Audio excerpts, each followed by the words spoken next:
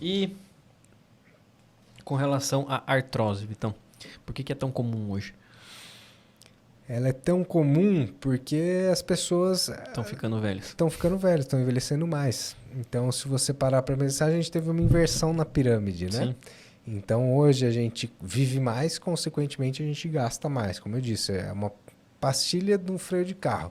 Vai sendo gastado, você vai gastando ao longo da vida, né? E além disso, as pessoas que estão chegando nessa idade hoje, que são nossas avós, né? Muitas vezes elas não tiveram a informação que a gente tem.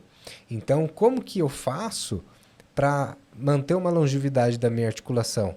Fazendo atividade física, fazendo fortalecimento.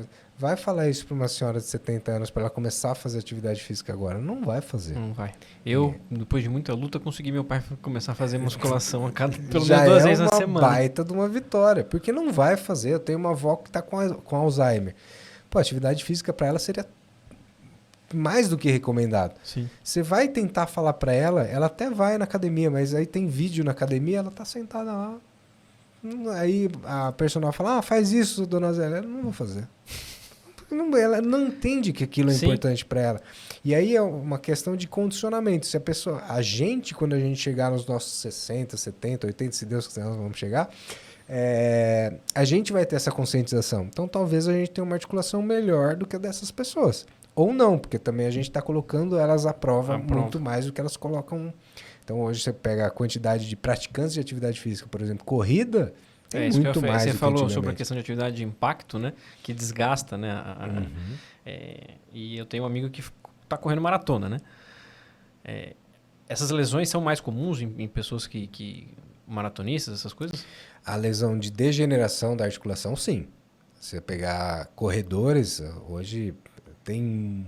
No meu consultório tem bastante assim, paciente que é atleta sênior, né? E esses caras que fazem atividade de impacto, eles têm uma degradação articular maior, com certeza. E aí isso geralmente evolui mais fácil para artrose? Sim. Sim, qual que é a gênese da artrose, né? Durante muito tempo falava, isso é degeneração senil, é da idade, é da idade. Na verdade, o que acontece existe um processo inflamatório que começa a acontecer dentro da articulação do joelho. Aquele processo inflamatório atrai mais células para dentro do joelho que começam a atacar a própria cartilagem. Então é como se fosse uma doença reumatológica. Não é à toa que lá na faculdade, quando a gente estava estudando, a gente aprendia artrose aonde? Não era na ortopedia, a gente aprendia, eu pelo menos aprendi na reumatologia. Sim. Por quê? Porque não deixa de ser uma doença autoimune, imune-mediada. E cada vez mais os estudos colocam isso em discussão. Então, começam a ter sinalizadores inflamatórios que atraem células para dentro do joelho, que começam a vir uma cascata maior e maior e maior, e aquilo vai gerando um processo inflamatório ainda maior que ataca mais o joelho. Então, a degradação, ela aumenta à medida que a artrose vai aumentando, vai piorando ainda mais. Meu avô colocou prótese de joelho, né? Meu avô já faleceu, ele teve... Eu lembro, eu devia ter aqui, uns 10 anos, quando eu lembro que ele fez a cirurgia de colocar artrose, né? E de colocar prótese. E ele jogou bola, ele era sapateiro, mas enfim, naquela época ele tinha o Oeste de Itápolis, ele jogou no Oeste, ele era lateral direito. E eu lembro que ele tinha muita dor no joelho, cara, muita. E assim, depois que ele colocou a prótese, ele ficou um tempo bom. Mas mesmo aí, depois eu já era médico, eu lembro que eu acompanhava, ele tinha muita dor articular. Ele tinha uma limitação importante em dobrar o joelho, né? Da flexão. Da flexão. Com prótese ainda é assim? Quando que decide, por exemplo, você tem que colocar uma prótese e vamos tentar o tratamento conservador? Existe alguma indicação mais assim absoluta, que a gente chama, né? Tipo, uma indicação mais clássica ou é tudo muito relativo? Quando eu estava no R4 de joelho, eu aprendi que quem indicava a prótese era o próprio paciente. Então você, como cirurgião de joelho, você mostrava isso como opção e falava, a hora de fazer a prótese é você que vai me falar. Quando você tiver uma qualidade de vida baixa, quando você não conseguir fazer mais suas coisas, ou uma dor muito alta, você me chama e a gente vai fazer a prótese. Eu penso diferente disso. Por quê? Muitas vezes a pessoa, o idoso, ele não entende que ele está virando de baixa demanda. Ele acha que aquilo é normal para ele. E aí, por exemplo, pega o exemplo do teu avô, que talvez tenha sido assim. ele sente dor no joelho, aí de fato ele para de ir no mercado. Porque ele fala, puta, não consigo andar até lá, vou sentir muita dor. Aí ele fica em casa. Aí ele para de ir na praça encontrar com os amigos dele. Aí ele fica em casa. E outros problemas vão sendo gerados por isso, né? Às vezes a pessoa para de fazer atividade física porque está com dor e isso gera uma cascata de problemas piores ainda. Ele vai ter um pior controle da pressão arterial, ele vai ter um pior controle emocional, ele tem mais tendência a desenvolver depressão, ele tem uma série de coisas que vão...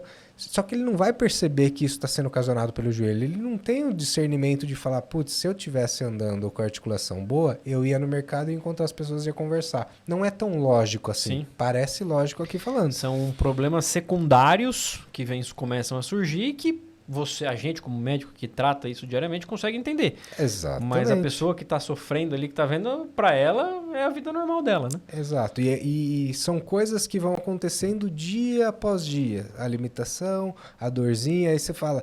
Quando você fala para ele, quando você sentir muita dor, então você me procura. O cara, o que é muita dor? Tipo, eu consigo conviver com isso. E dor é muito relativo. Eu vou falar pra você, meu avô era um cara que assim, pra dor, tô pra ver alguém que aguentasse dor igual ele. Ele teve alguns problemas de saúde, ele precisou fazer mielograma, fazer sem anestesia, ele não tava, faz o seu serviço e pau na máquina. Era daqueles que... Então, você vai falar para um cara desse que, quando você não aguentar mais de dor, você me procura. Eu acho assim, tem que ter o bom senso, né? Nos Estados Unidos, por exemplo, eles colocam prótese já com 50 anos. Começou a sentir uma dor, eu acho que a gente pode segurar um pouco mais, até porque a prótese gasta igual o joelho, né? Então, se você faz uma prótese muito precoce, a chance da gente viver muito e precisar trocar essa prótese é grande. Então, eu acho que a gente tem que dar uma segurada nesse ponto. A gente não precisa ser tão radical quanto é fora do Brasil. Mas a gente também não precisa esperar 80 anos para colocar uma prótese, entende? Acho que a gente consegue devolver uma qualidade de vida boa para um idoso. É isso que eu ia perguntar. Uma pessoa que fez a prótese consegue viver... Tranquilamente. Consegue fazer atividade física normal. Eu vou te falar, 100%, não é... Não é um joelho novo, né? Não é 50, não é 60, não é 70. 100% dos pacientes que fazem a prótese falam isso, repetem a mesma coisa. Se eu soubesse que ia ser assim, eu tinha feito antes. Porque acontece isso que eu te falei, ele vai deixando acarretar num problema e aí vira uma bola de neve, entendeu? E com relação a... Não sei se... Talvez você tenha até respondido isso antes, mas... Hoje a gente não sabe, por exemplo, se existe algum exercício específico para tentar adiar a artrose. Por exemplo, pensando na gente agora. Eu tenho 36, você deve ter por aí também, né? 33, não é? 33. Tem alguma coisa que a gente possa fazer agora para evitar a artrose? Tem, é massa muscular. Músculo. Se eu tiver uma boa massa muscular, você vai evitar artrose. Você não tem dúvida. Porque geralmente você vai criar uma estabilização melhor no joelho que vai evitar sobrecargas desnecessárias, vamos assim dizer. Cara, pensa assim, ó. Se eu pegar essa caneta aqui, eu vou jogar ela no chão. Ela vai bater assim, vou fazer um trauma axial nela, certo? Vai passar uma energia por ela. Sim. Concorda? Tá bom. Agora eu pego essa mesma caneta e eu envolto ela de massinha e jogo ela no chão. O composto ficou até mais pesado, mas quando ela bateu no chão, passou mais ou menos energia na caneta? Menos, porque dissipou na massinha. Só por isso aí, sua massa muscular já ajudaria. Aí tem o cara que já aconteceu de um paciente falar, então se eu tiver gordura, vai amortecer também. É isso que eu ia falar, mas o problema é que a gordura não amortece. A gordura, ela não tá fora, ela não tá presa no osso, então ela não dissipa energia. Ela só aumenta o peso do composto, mas ela não dissipa energia. Então, o músculo, por si só, ele já faz isso. Então, pensa um cara batendo o pé todos os dias, você andando, você correndo, você tem uma carga batendo lá o pé no chão. O músculo está dissipando ela. Então, a carga que vai estar passando na articulação é muito menor. Esse é o primeiro ponto. O segundo é o próprio sistema de alavanca, quando a gente não tem massa muscular, é só você pensar, na patela ali no joelho, se eu tenho uma baita de uma massa muscular para dissipar a energia da patela, eu vou ter uma sobrecarga muito menor na região anterior do joelho. Então, tenho menos desgaste. Então, e por que as pessoas... A degeneração, ela também é senil, ela também é da idade. E você falou bem, depois dos 35, dos 40, dos 50, sarcopenia. A gente entra num processo grande de sarcopenia e progressivo. Cada vez mais a gente vai perder massa muscular. E perder massa muscular gera mais desgaste articular. Então, se a gente quiser preservar isso, é não deixar essa sarcopenia chegar, né? A gente tentar lutar contra ela.